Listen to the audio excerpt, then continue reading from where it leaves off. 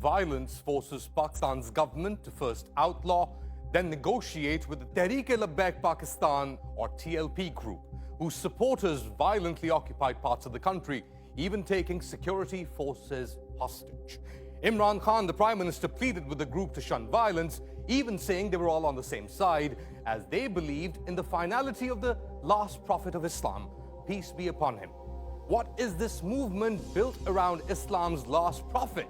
And why has it been able to bend the Pakistani state to its will? This is the Tehreek-e-Labbaik Pakistan and the finality of prophethood movement, Decoded.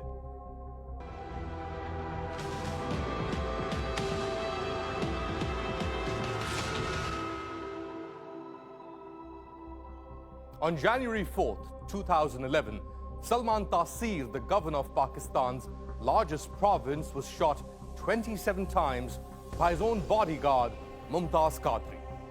Qadri had killed Taseer because he believed the governor had committed blasphemy against Islam and its holy prophet by defending this woman, Asia Bibi, convicted of committing blasphemy herself.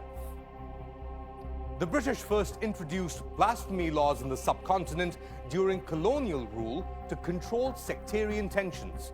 These laws were inherited by the newly created state of Pakistan in 1947. Between 1987 and 2015, there were 250 such blasphemy cases registered or raised in Pakistani courts. And since 1990, more than 50 people have been murdered after being accused of blasphemy in Pakistan, including Salman Taseer. Taseer's killing by Qadri led to a political awakening of sorts for one of Pakistan's most influential religious sects. The Sunni Barelvis rallied around Qadri's grave, from where they took up arms to defend Prophet Muhammad as the seal or the final prophet of the revealed prophets in Islam. The movement targeted the Ahmadiyya community, for example, for not accepting Prophet Muhammad as Islam's last and final messenger. Within the Barelvi sect, Qadri inspired this man, Khadim Hussain Rizvi, a cleric from Lahore, who narrowed the debate as to what constituted blasphemy and the punishment for it. For Rizvi, anyone who took a stand against those fighting blasphemy was committing blasphemy as well, and there could be no forgiveness.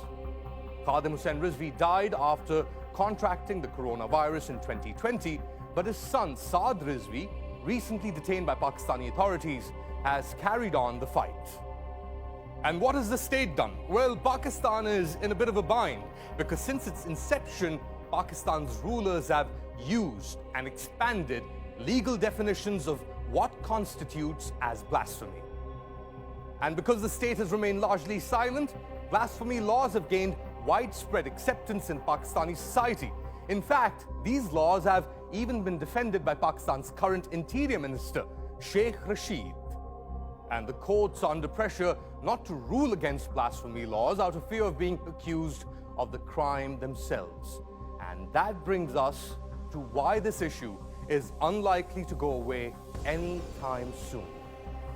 In December 2017, I interviewed Khadim Hussain Rizvi on the back of a truck that had been repurposed into something out of a Mad Max movie.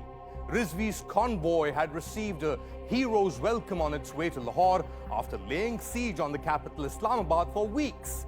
It was the first time that T.L.P protests had forced the Pakistani government to let go of the then law minister over modifications to the official oath of office. There were people handing Rizvi their months-old babies to kiss and bless. It was clear then that this movement built around the cult of prophethood would only grow stronger. And it's why this movement has proven time and again of just how strong it is and just how weak the Pakistani state is in the face of it.